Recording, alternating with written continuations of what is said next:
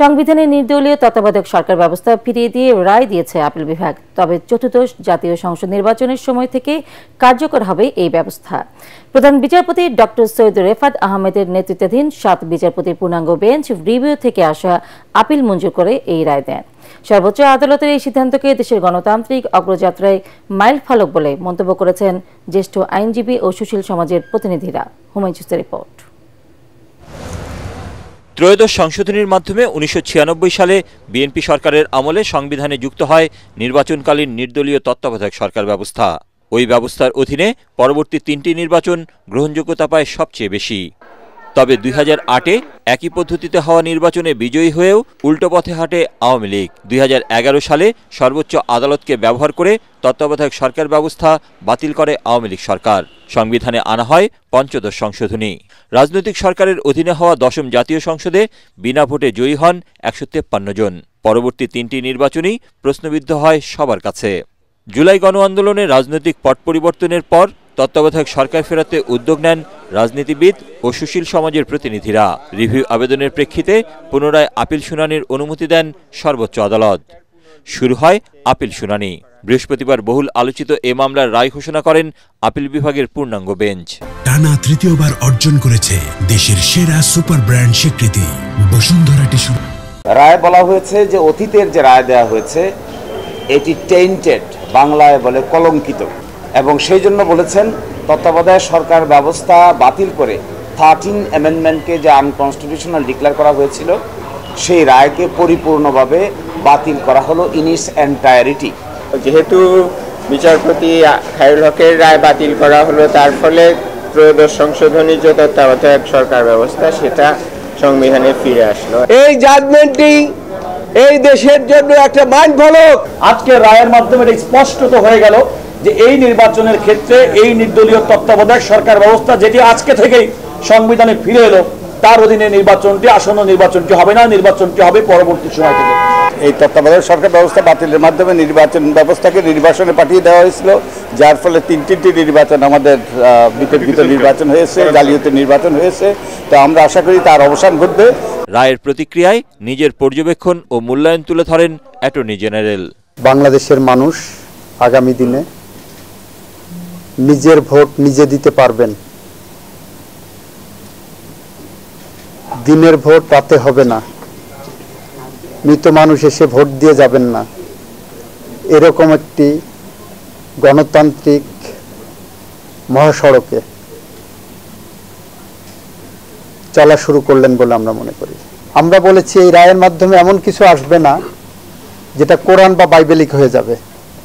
20 বছর পরে যদি মনে করে মানুষ এই ব্যবস্থা পচে গলে গেছে, এর থেকে ভালো কোনো ব্যবস্থা গণতন্ত্র সংরক্ষণের জন্য প্রয়োজন, সেটা অবশ্যই পার্লামেন্টের একটা ডিসক্রিপশন থাকবে। আইনজীবীরা জানান, সংবিধানের পঞ্চদশ সংশোধনী আংশিক বাতিল করে হাইকোর্টের দেয়া রায়ের বিরুদ্ধে বেশ কয়েকটি আবেদন আপিল বিভাগে বিচারাধীন রয়েছে। সুষ্ঠু ও নিরপেক্ষ নির্বাচন আয়োজনের মাধ্যমে গণতান্ত্রিক শাসন ব্যবস্থায় জবাবদিহিতা নিশ্চিতে নিজের অনিবার্যতা প্রমাণ করেছে নির্দলীয় তত্ত্বাবধায়ক সরকার ব্যবস্থা। আইনজীবীরা বলছেন, সর্বোচ্চ আদালতের এই রায়ে যেমন সংবিধানে তত্ত্বাবধায়ক সরকার ব্যবস্থা ফিরে এলো, তেমনি রাষ্ট্রের জনগণ ফিরে পেল তার ভোটের মালিকানা। হুমায়ুন চিস্তি, এটিএন বাংলা, ঢাকা।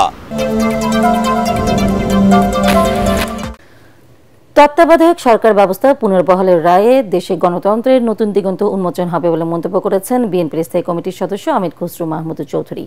তিনি বলেন, এই রায়ের মাধ্যমে বিএনপির দীর্ঘদিনের আন্দোলন সফলতা পেল। এর ফলে আগামী নির্বাচন ব্যবস্থা সুসংহত গ্রহণযোগ্য হবে। অন্যদিকে সিনিয়র যুগ্ম মহাসচিব রুহুল কবির রিজভী বলেন, তত্ত্বাবধায়ক সরকার ব্যবস্থা পুনর্বহালের মধ্য দিয়ে গণতন্ত্রের পথ বাধামুক্ত হয়েছে। কামরুজ্জামান রাজীবের রিপোর্ট। তৎকালীন বিরোধী দল আওয়ামী লীগ ও জামায়াতে ইসলামীর যুগপৎ আন্দোলনের মুখে 1996 সালে নির্বাচনকালীন তত্ত্বাবধায়ক সরকার ব্যবস্থা সংবিধানে যুক্ত করে ক্ষমতাসীন বিএনপি। এ পদ্ধতিতে পরবর্তী 3টি নির্বাচন সর্বাধিক গ্রহণযোগ্যতা পেলেও এ পদ্ধতি বাতিল করে আওয়ামী লীগ সরকার। তখন থেকেই এর দাবিতে আন্দোলন করে আসছে বিএনপি।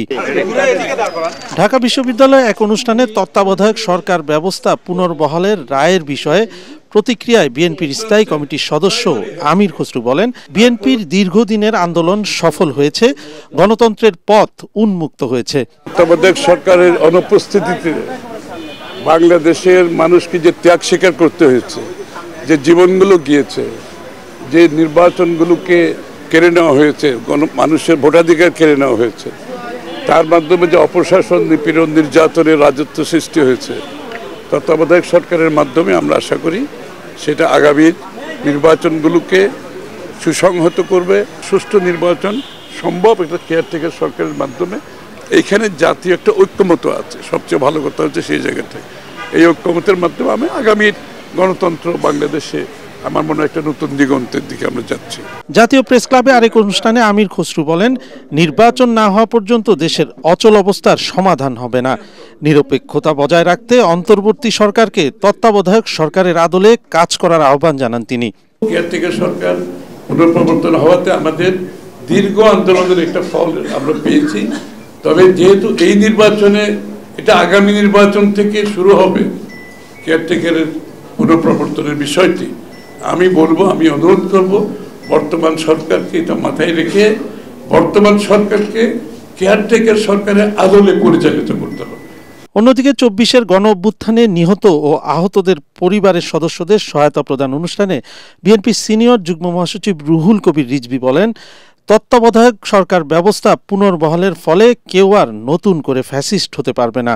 কেউ যাতে আবার নতুন করে ফ্যাসিস্ট হয়ে না উঠতে পারে, এই রায়টি অত্যন্ত ইতিবাচক এবং আবারও গণতন্ত্রকে প্রাণবন্ত করার জন্য এবং গণতন্ত্রের যে আমি যে প্রাণ ভোমরার কথা বললাম, সেই প্রাণ ভোমরাটা আবারও পুনরুজ্জীবিত হলো।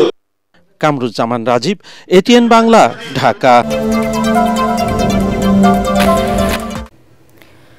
তত্ত্বাবধায়ক সরকার ব্যবস্থা পুনর্বহালের রায়কে স্বাগত জানিয়ে জামায়াতে ইসলামীর সহকারী সেক্রেটারি এহসানুল মাহবুব জুবায়ের বলেন, আসন্ন জাতীয় নির্বাচন বিগত দিনের মতো পাতানো করতে চাইলে জনগণকে সাথে নিয়ে তা প্রতিহত করবে জামায়াত। বৃহস্পতিবার রাজধানীর মগবাজারে দলটির কেন্দ্রীয় কার্যালয়ে এক সংবাদ সম্মেলনে এই কথা বলেন তিনি। তত্ত্বাবধায়ক সরকারবিহীন বিগত নির্বাচনগুলো কলঙ্কিত নির্বাচন হিসেবে ইতিহাসে চিহ্নিত হয়েছে মন্তব্য করে তিনি বলেন, ঐতিহাসিক এ রায়ে গণতন্ত্র তার ইতিবাচক ধারায় ফিরে আসবে। এ সময় তিনি আরও বলেন, তত্ত্বাবধায়ক সরকার ব্যবস্থা বাতিলের ফলে শেখ হাসিনা স্বৈরাচার হবার সুযোগ পেয়েছিল।